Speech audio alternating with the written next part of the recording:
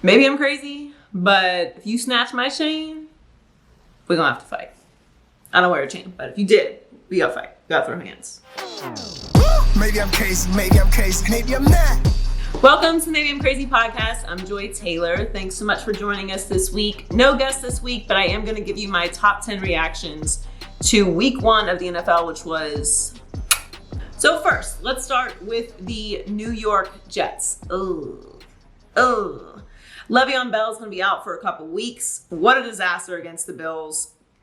I mean, the Jets just can't get right. I don't know what else to say about them at this point. I think maybe they'll win 6 games. I feel bad for Sam Darnold and for Jets fans, having been a Jets fan 1 year out of my 33 years on this earth. I feel for you. It's a never-ending cycle of despair.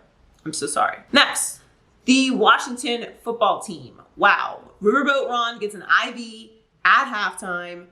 They come out with a young man, Dwayne Haskins, playing well, beat the Eagles, shocked the world. I don't think this is anything to overreact to, but it's a great win. They're sitting up top of the NFC East right now as we speak, which is pretty incredible and unexpected. But overall, it was just an amazing performance by that Washington defense, sacking Carson Wentz 8 times. Carson Wentz throwing 2 interceptions. Bad day for Carson Wentz. I think I might have been a little wrong about the Eagles this year. Obviously, I don't want to react too much to week 1, but man, bad loss for the Eagles. And shout out to Washington. Can't take anything away from them. That was an incredible win. Next, Dak Prescott and the Dallas Cowboys. So they have a ton of injuries now. Van Der Esch is out. They lost their tight end.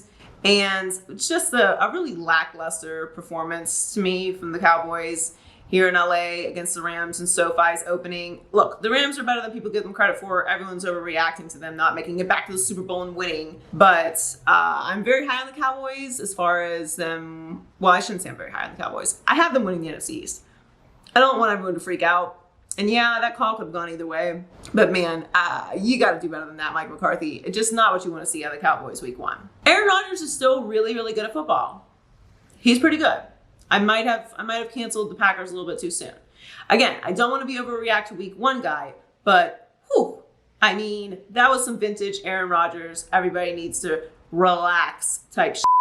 And I think the Vikings are still a good team. I don't love Kirk Cousins, of course, I never have, but that was a great performance out of the Packers week 1. I don't think that they're that good. I don't think that the Vikings are that bad. But Aaron Rodgers looks as good as ever, and Devontae Adams and that offense was rolling. So if they keep that going, they're going to be a problem and probably make the playoffs and make my playoff prediction look really bad. I'm okay with it, though, because I love Aaron Rodgers. Joe Burrow. God, I love you, Joe.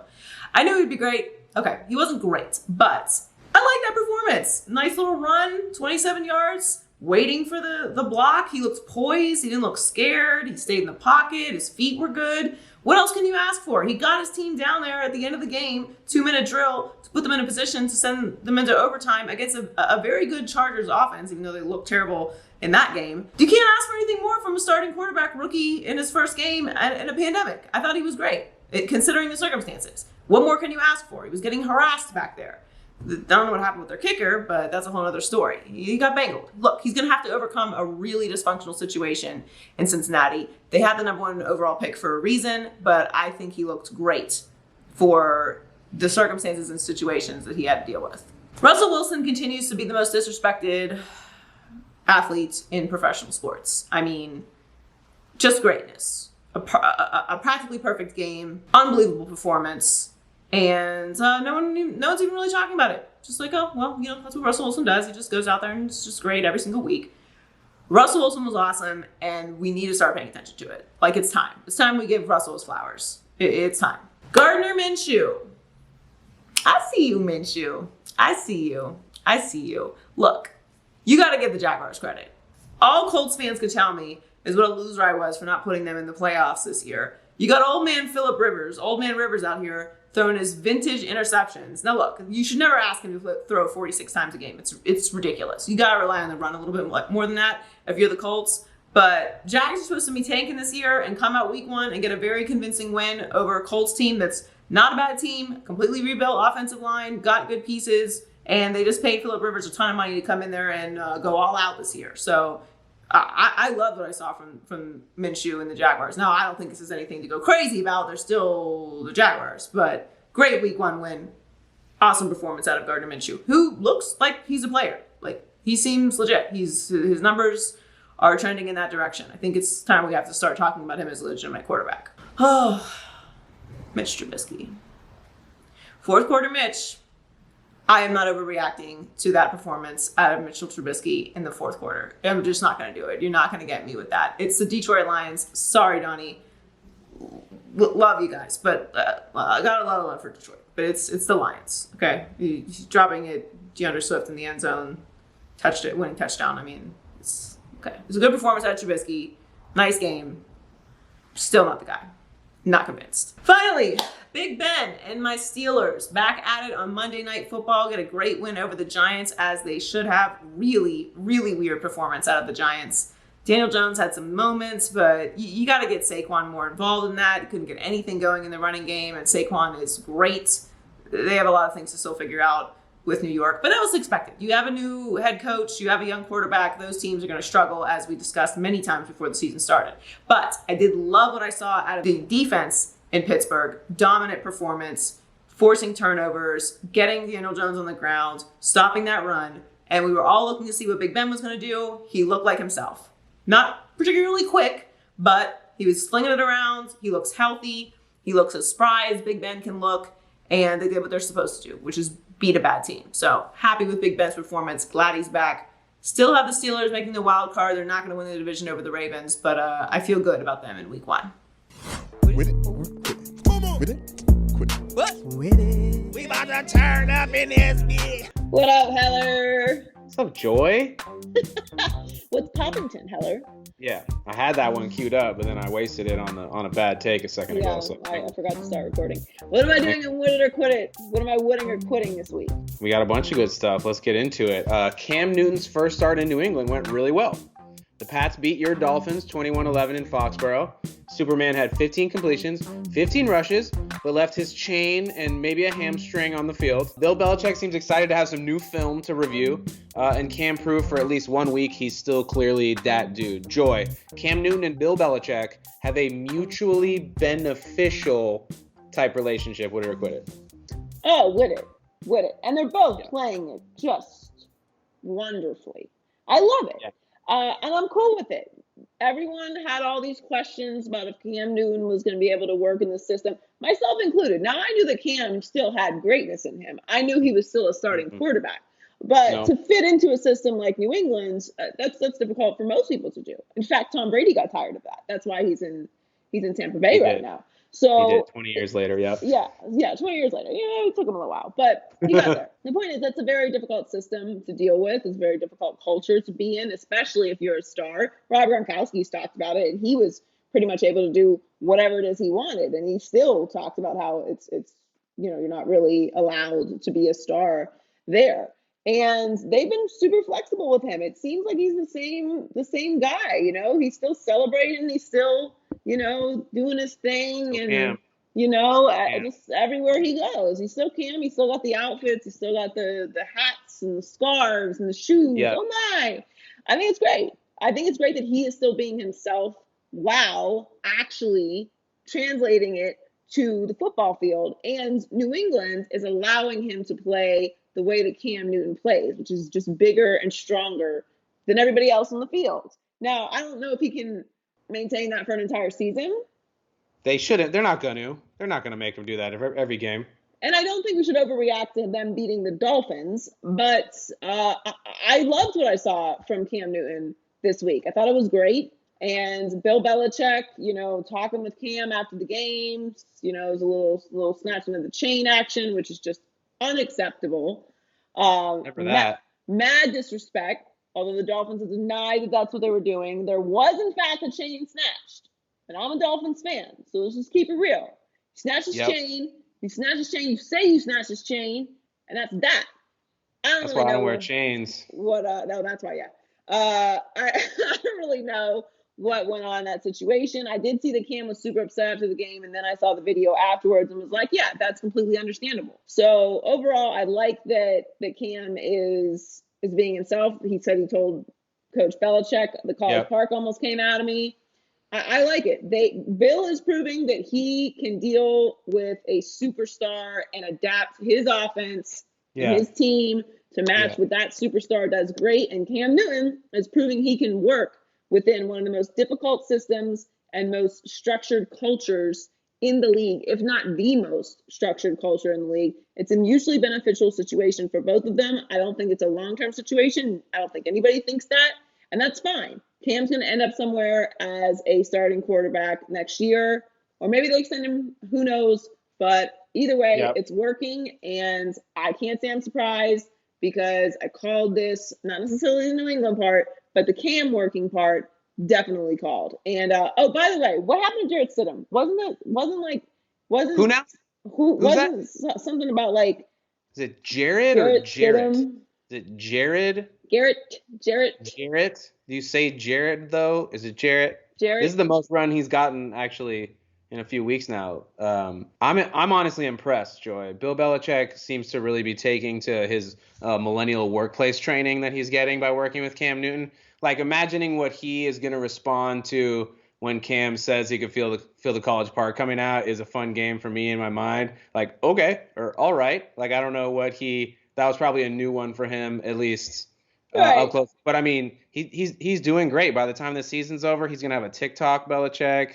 He's going to. I mean, Belichick's a new man. He's got commercials. Like, I don't know who this guy is, but I think it's great. I think at first Brady was winning the divorce.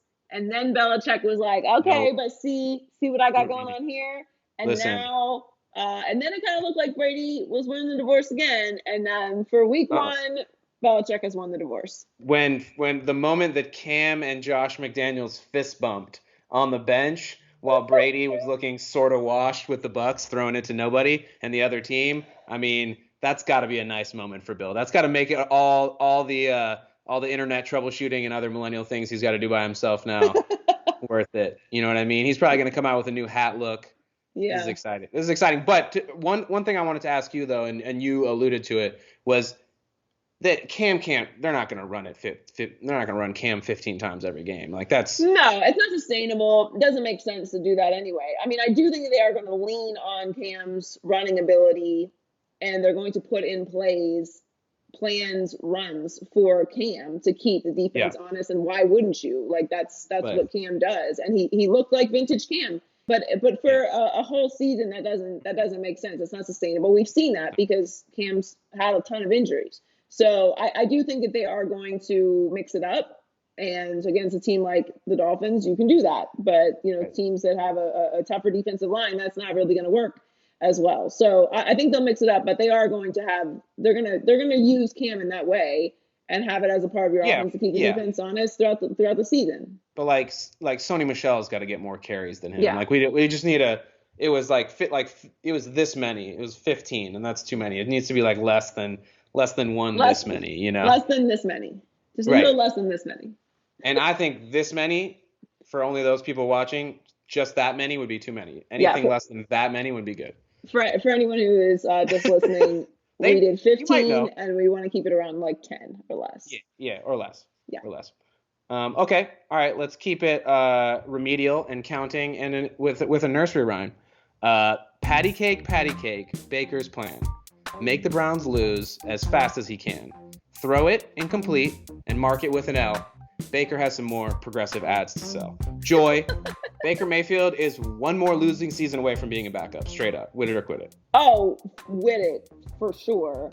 And I actually think they're already in a must-win situation this Thursday. They have to win this game Thursday because let's look at the division, right? So the Ravens just won, smoked them this week. Dominant. The Pittsburgh Steelers look great, smoked the Giants. Now, it is the Giants. It is the Giants, but you win. You got to beat who you play, right? And they beat them. You play to win the game. That's it. And they beat them. So you've got the Steelers with the win. You've got the Ravens with the win. You have one loss in the division already, and you have another division opponent coming up on Thursday. You got to win that game. It's a must-win game for Cleveland, no matter how you look at it. Like, you got to win your division games, and you already have one L on the season. Now, look, like, we could have looked at the schedule before the season started and said that this was a must-win game. Nobody really expected the Ravens to lose But Oh, Bur- right. but Burrow did not No one look expected your terrible. boy either to almost win Right. Burrow did not look terrible, and that was at against all. a Chargers team that's pretty decent. They were in the position to win the game if that kicker guy didn't decide he was going to fake pull his calf muscle and shank it. So I'm not completely confident that the Browns are going to beat the Bengals on Thursday. I don't think I'm overreacting in saying that. It's No. not going to be a cakewalk. And on a short Pretty week, exciting game. it's a big game. I don't think I'm exaggerating there. It's a must-win game. And more so than just obviously like I said, we could have looked at the schedule and said that this was a Yeah. must-win game. But more so than just getting a division win, starting the season with two division opponents. Yep. If Joe Burrow I know where you're and going the with this. Cincinnati Bengals beat the Cleveland Browns on Thursday Yep. Night Football, it Mhm. is going to be Mhm. all hands on deck Mhm. Yep. on the hype machine. Yep. For Baker Mayfield is not a starting quarterback in this league. Extravaganza. So Right. That's side by side. You can't afford to lose this game. No. Just for morale purposes, if No. nothing else, like you need to win this division game, but Buy-in, morale yeah. purposes, Mhm. buy-in, like you have to beat the Bengals on Thursday. And I don't think it's being too dramatic to say Nope. it's not a gimme game anymore. Like the Bengals, now they did lose an offensive lineman, which is not great, but it's not a gimme game, and I'm concerned. I'm concerned. I have concerns. I have No. concerns. No game is a gimme game. The Battle of Ohio cannot be decided beforehand. That's for sure. But this reminds me, Joy, of the moment where I saw for the first time, I think it was during the playoffs. I think, remember when Dame hit that shot against the Thunder with Russ? And I remember I loved Russ. I thought Russ was the most exciting, pedal to the metal, point guard in the league. And then I saw a good version of him right next to him in Damian Lillard, and I was like, "Uh-oh, Russ, this is bad for you. This is Baker. Baker could be painted with the crazy Russ brush here. Russ Westbrook, not Wilson. That was good confusing. No, but I think you don't want that. You don't want this to go. No. You don't want this to go bad. And I see where you're going there. I would say that Russell Westbrook is significantly better than a Baker Mayfield comp, but I do see where you're going there. It's not going to be good for Baker whatsoever if Joe Burrow comes in, number 1 overall pick, other team in the state, traditionally bad also, and comes in the second game in the league and beats the Browns with Odell Beckham Jr. and Jarvis Landry and Myles Garrett and Baker Mayfield and Odell Hunt and Nick Chubb. Like, that's going to be a dramatic reaction, and it's going to be warranted. Like, I understand that the situation in Cleveland is not all Baker's fault, and I don't put it all at Baker's feet. I put it at the feet of the owner and the front office, because who can overcome that kind of dysfunction and that many personnel changes? No one. But unfortunately, that's where the chips fell, and you just got to make it happen. And as the starting quarterback and the number 1 overall pick, that falls on you. So I'm a big Baker fan. I hope that doesn't happen, but being someone who knows how the sausage is made, that's going to be no good for you.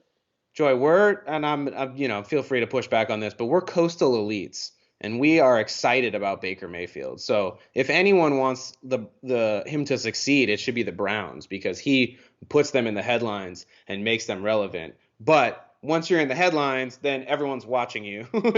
And if it goes bad, then everyone sees, and then you're never a starting quarterback ever again. So that's how it goes. And look, I didn't buy into the whole commercial thing last year, but when I saw his commercial this year, I was like, oh, well, what's he's supposed to say no to the money? Yeah. They came up with another commercial. He's supposed to say, nah, let's not shoot this one, y'all. I'm not playing well enough. I don't know. Yeah, you actually kind of do. Like, and listen, I'm not counting anybody's dollar rooskies right now, but I mean, you're making good money, dude. You're the number 1 overall pick in the NFL. It's not like Dak Prescott just now started doing commercials. Like you have no. There's guys out there who have said, like, I did not do commercials right away because I did Joy. not want that kind of pressure. I'm saying do whatever you want, but with doing those commercials, you put that kind of pressure on yourself. I didn't buy into it last year, but after the year that they had last year and all that talk, I couldn't hear enough about how good Freddie Kitchens was. Okay, you're trying to make me eat this Freddie Kitchens sandwich all year last year, right?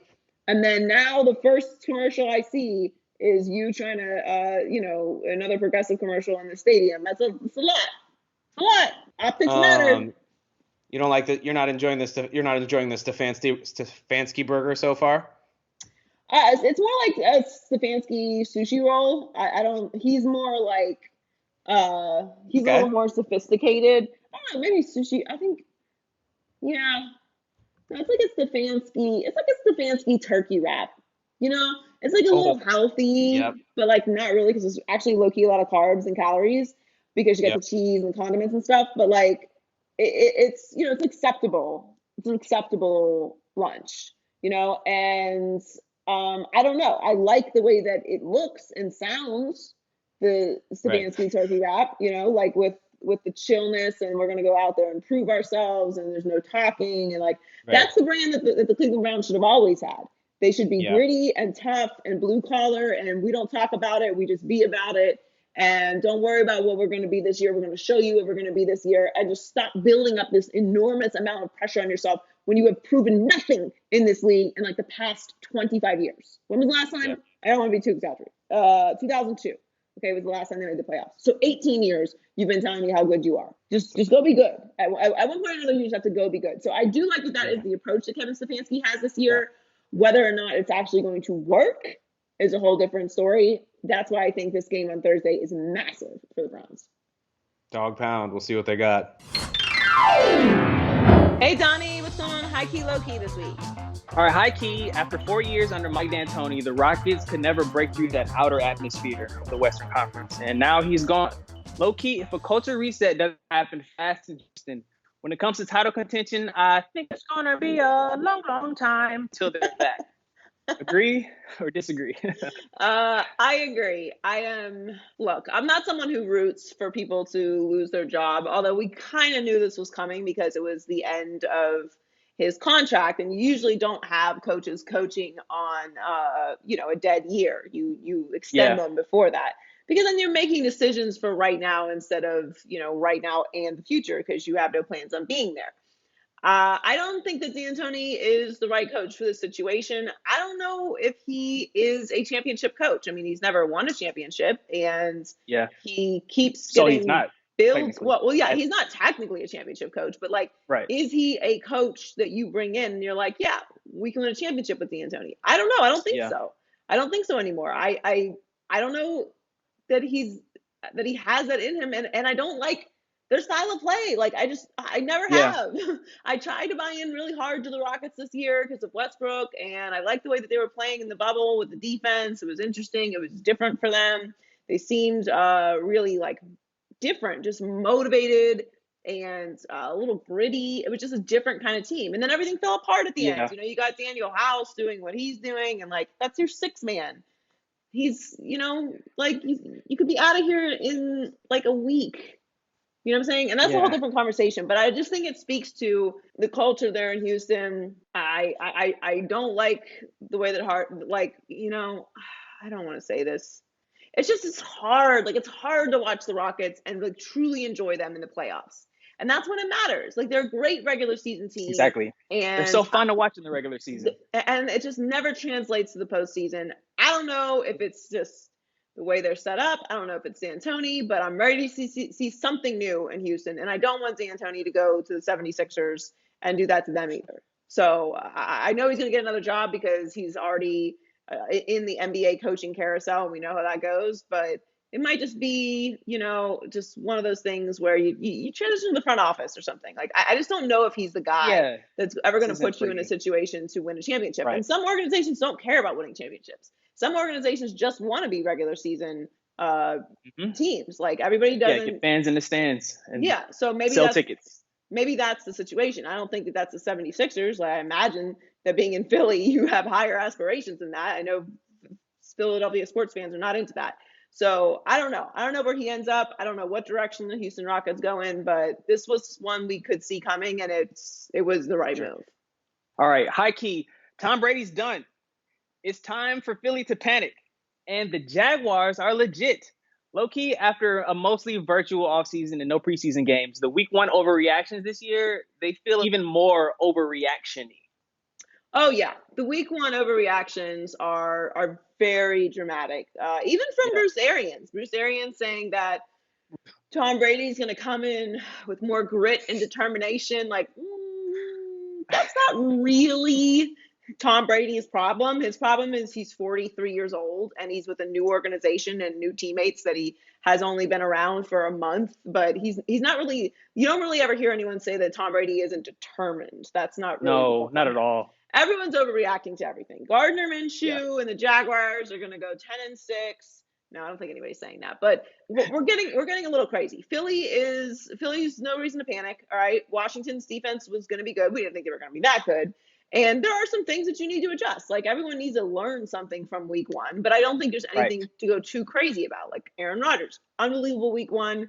Definitely didn't see that performance coming. But it's still Aaron Rodgers. It's he's still Devontae Adams. I don't think the Vikings are that bad. I don't think the Browns are that bad. Everything's going to even out. Just give it a couple weeks. We always overreact to week 1. I do it too. Just kind of remember, like, let's not cancel Tom Brady just yet, and let's not crown the Jags Super Bowl contenders. Let's all just take a deep breath. Enjoy watching football, which was a great NFL Sunday. One thing, unfortunately, I think that we can all agree on is that the Lions are going to lion. I was going to say, there's no overreactions there. The Lions are doing what they normally do. So, like, the season's over. The sky's falling. As usual, though. So that's not an overreaction. Yeah, I got love for Detroit, but we made Mitchell Trubisky look amazing in that fourth quarter. Yeah, which is another thing nobody needs to overreact to. It's still Mitchell Trubisky. Everyone just calm down. All right, high key, the Washington football team sits atop the division after rallying to beat the Eagles on Sunday. Low key, after the Cowboys and the Giants also took L's this week, is the battle for the NFC East shaping up to be another best of the worst type situation? Yeah, I think so. Again, I don't want to get too crazy about the Eagles, but I mean, Washington is at the top of the NFC East in week 1. Who saw that coming? Okay, nobody. Nobody saw that. Nobody. No. Dwayne Haskins came out there, led his team good. to a comeback. Looked pretty good. Yeah, I didn't know what to expect from Dwayne Haskins this year. Again, I'm not going to get crazy, but like the Giants look, and that the running Cowboys, game. That's not how the game should have ended for the Cowboys either. Yeah. That sucks. The Eagles obviously got harassed by Washington's defense, but I just don't know, man. I don't know. I don't know what to expect. Now the Cowboys have all these injuries. It's going to be an interesting year in the NFC East, and it shaped out to be that way very quickly. Like the expectations I had for the Eagles and for the Cowboys have taken a significant step back. Not an overreaction, just stuff happens. And Washington looked a lot better than I thought they were going to look. And shout out to Ron Rivera. He's done an amazing job with that team, despite having an insane offseason. There's always one team that's got just some shit going on in the offseason. Last year, it was the Raiders. Last year it was the Raiders. This year, it is the Washington's turn. Team. It was their turn. There was a new story every day, it felt like. So, shout out to Ron Rivera doing all this while going through cancer treatments, getting an IV at halftime. Really unbelievable. But yeah, the NFC is going to be interesting this year. Hey team, what's going on in the Culture Report this week?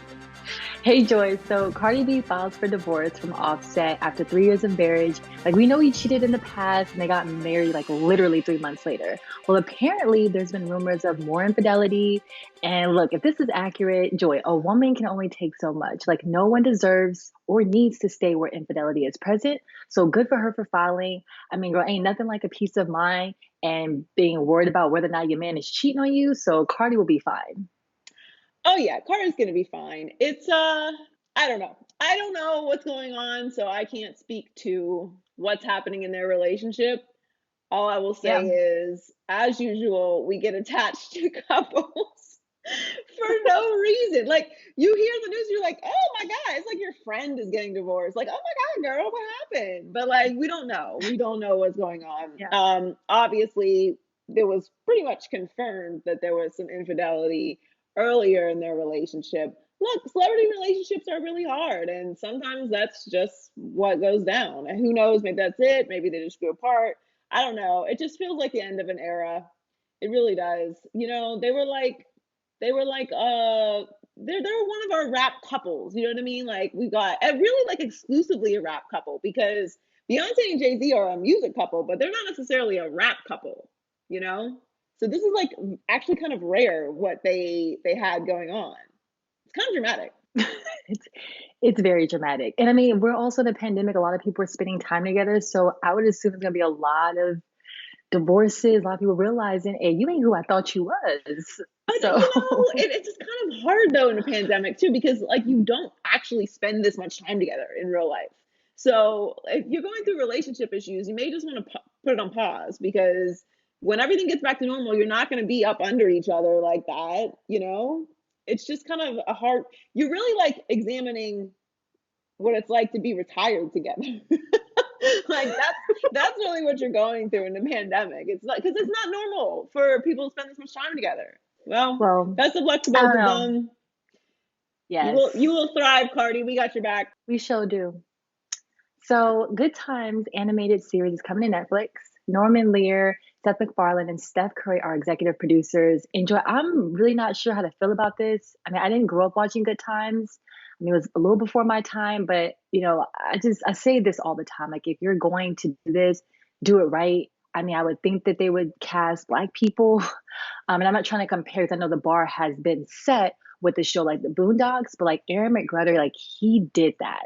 Boondocks will forever be one of the best animated shows because it's relatable to the Black community. So I feel like that if they are going to come out, well, when they come out with this series, I just hope that it's fun, funny, and relatable. I think with those producers, it will be Seth MacFarlane, Aaron McGruder, and Seth Curry is producing it, right? Stuff. I mean, Yes. that's a powerful trio of people to be working on a show. And I mean, Seth MacFarlane obviously does animated series at the highest level. Magruder and the Boondocks. Boondocks is one of my favorite shows of all time. Unbelievable show. Still holds up today. So was just watching some episodes a couple weeks ago. It's still great. So yeah, I'm really excited for this. Now, if it was just a regular remake, I might be a little more skeptical because it's a legendary show. But to do it as an animated show, that's a twist that I'm interested in. And I think with those people behind it, it's really going to be great. I'm looking forward to it. Nice. Yeah, I talked to my friend about it, and she grew up watching Good Times, so she's excited. She's like, I would totally watch the series. Yeah, no, it's going to be So great. good. They've got the right Yeah. people working on it. So, girl, I feel like I say this every week, but every time there's like a versus battle, I always say this is the best one. But Patty versus Gladys was amazing. Probably my favorite one. I feel like we had two legends in the same room, and you can feel the love between these two women. I just love their vibe. They are real friends in real life, and I love to see it. I mean, you can definitely, like I said, feel their energy. Patty was an entire mood. She kept saying, "I forgot my lyrics. Make sure they're on the screen." Kicking her shoes off. She was doing this like flapping with her arms.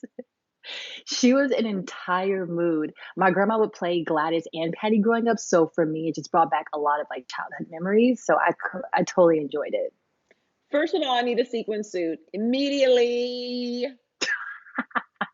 Immediately. They both look amazing. What a vibe.